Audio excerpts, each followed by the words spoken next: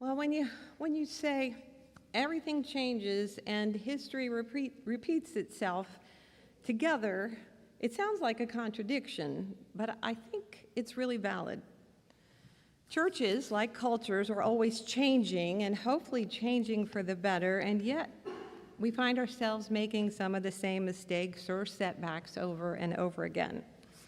Now, this Sunday is Reformation Sunday in the church calendar, and I really like this Sunday because I think that we need these periodic reminders not to get too comfortable or to fall back into old patterns. So remembering important times of change in the past can help us see more clearly what needs to change now in our time, what we want to affirm as well and hold on to. So Reformation Day is an opportunity for churches around the world to take a moment and to look back and see how far we've come, remembering some of the struggles that have gone before us, and looking realistically at the challenges and the changes that lie ahead for us. So now it's been over 500 years since that start of the Protestant Reformation. It's been half a millennium since protesters set in motion that period in history when the church went through probably its most radical changes. And so that still stands as a symbol today for this ongoing process that we need to do for rethinking, re-examining, reforming how we interpret Scripture, what we believe to be true, how we live this truth out every day. Now, this historic period of dramatic change began with that person that Dr. Martin Luther King Jr. was named after. Started in 1517 when a Catholic priest named Martin Luther nailed his 99 Theses or 99 complaints to the door of the Catholic Church in Wittenberg, Germany. He was describing why he could no longer accept the doctrines and the practices of the church in his time. And the Catholic Church dominated medieval Europe from the 400s through into the 1500s. It was the sole authority on spiritual matters, but also influencing politics and culture as well. And these times were defined by abuse of power. At this particular time, Pope Leo X was a member of the very affluent Medici family. And when he was elected as Pope, he reported to have said, "Since God has given us the papacy, let us enjoy it." And he had renovation plans in progress for the great St. Peter's Basilica, which would have been fine, except that in order to raise funds, he was selling something called indulgences. The church was promising people that the more money they gave to the church, the less time they would have to spend in purgatory after they died.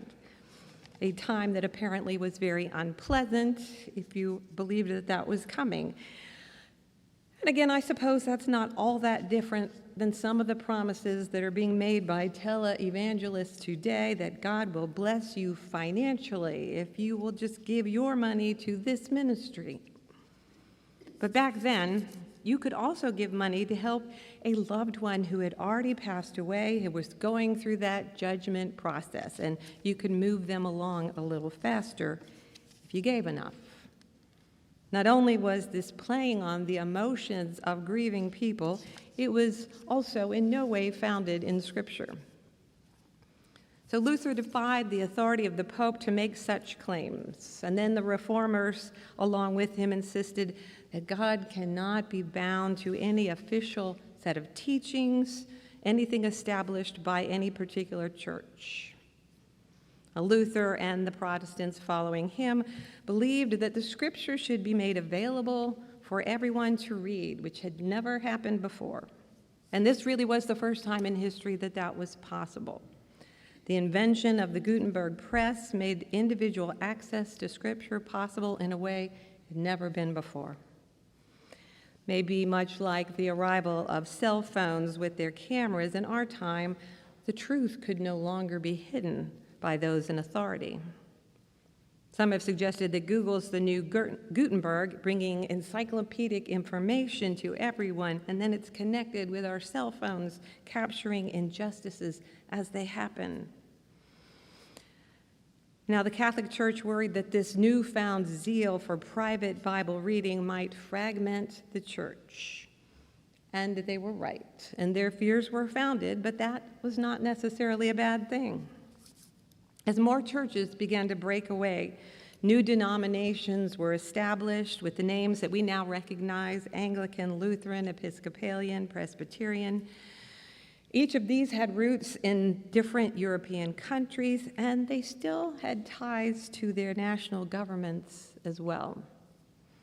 At the beginning of the Reformation, the church was still a puppet to local governments. Sadly, we live again in an era where cultural religion and so-called Christian nationalism has begun to run amok, when crosses and flags get blended together, something that looks like it is nothing like the gospel of Jesus. So Christian nationalism, that is a contradiction. That is an oxymoron. It is not the gospel that we know.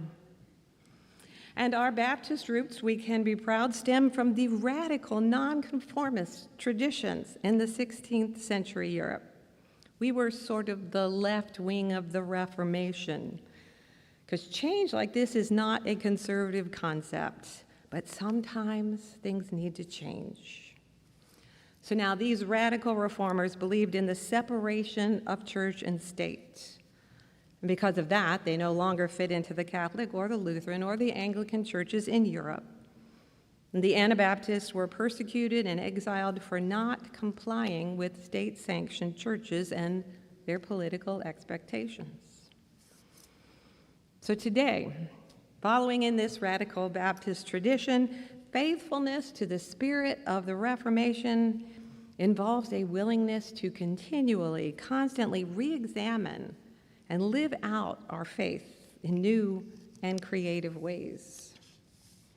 Reformation faith is evolving rather than static faith. It is affecting this world rather than being stuck in a previous age or just waiting on an heavenly realm. Now, historically, Baptists have been advocates for what we call soul or individual freedom, standing for each person bearing responsibility for their personal decisions. Means there's no pope, there's no bishop, there's no pastor on a pedestal or a television evangelist who can prescribe for us the requirements of faithful living. But as we say this, at the same time, we are radically communal. We believe that faith is not just a private practice, but a covenant commitment. We eat together, we argue together, we laugh together, we work together, caring for those around us. Diana Butler Bass suggests that Luther and those who came after him were more protesters than reformers, for they stood up to the religious conventions of their day and they argued on behalf of those who were suffering under religious or social or economic oppression. At the heart of protest is this courage to challenge injustice and to give voice to those who have no voice. The original Protestants believed that they were not only creating a new church, but they were creating a new world, one that would fulfill God's desire and love for all humanity. They weren't content with the status quo, and they felt that deep discomfort within that I think all of us note at some time. They knew that some things were not right, and they set out to change the world. Now, I think our gospel passage that we read today is the key to this kind of understanding of faith. There's so many ideas throughout the scriptures that it's hard to pin down, but here Jesus speaks to the source of our faith when he answers that question of what is truly essential for this way of life. You shall love the Lord your God with all your heart and with all your soul and with all your mind. This is the greatest and first commandment. And the second, like it, you shall love your neighbor as yourself. On these two commandments hang all the law and the prophets. And that brings up over and over again the question of who is this God and who is my neighbor? What does it mean to love them? Now, in our times, wrestling with these questions, is at the heart of our faith as followers of Jesus. And these questions continue to be the heart of reforming and renewing the church and the world in our time. Margaret Swedish speaks to the issues that we need to be challenged by in our time in her book, Living Beyond the End of the World. She suggests that we have many choices in front of us, but not this one, whether the world as we know it is ending. Because due to our changing climate, what has been familiar to us as a framework in which we have lived our lives for a very long time is ending.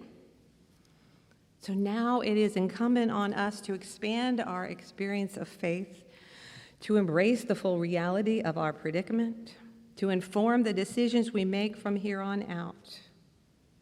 And we look back and we see that this is what Jesus did. He faced the world fully and honestly, not shying away from the suffering or the demands that it would make on him.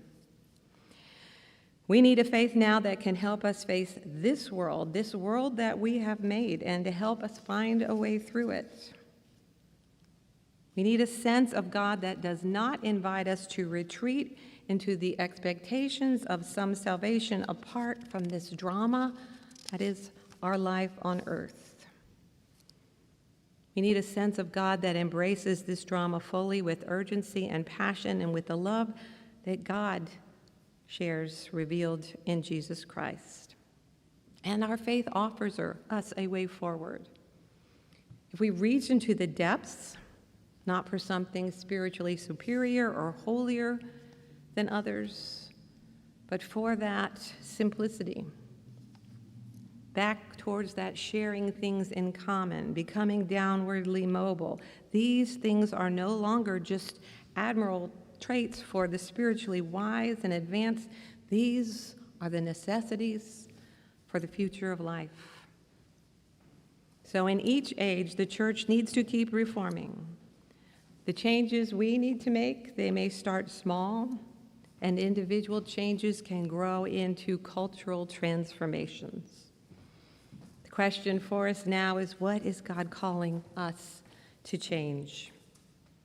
And we don't have to take on everything, because sometimes it seems overwhelming.